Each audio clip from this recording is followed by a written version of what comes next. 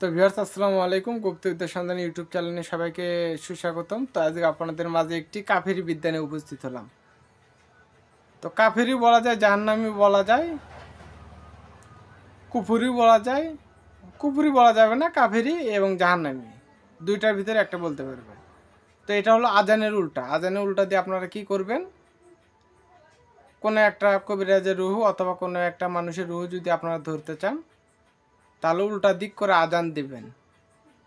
আজান দেওয়ার পরে বলবেন যে অমুকের আত্মা রুহু উঠে আয়। একবার আজান দোয়াতে উল্টা দিক করে আজান দোয়াতেই ওর আত্মা উঠে খারাপ হয়ে যাবে। তখনই আপনার পেছনে চিবিতে ধরে নেবে, অথবা মাথা কাটতে পারেন অথবা হাত কাটতে পারেন। তো অত কিছুর দরকার নেই, রুহুটা নিয়ে চলে আসবেন। নিয়ে এসে আল্লাহর রহমতে সমস্ত রকম কাজবাজ আপনারা করতে পারবেন।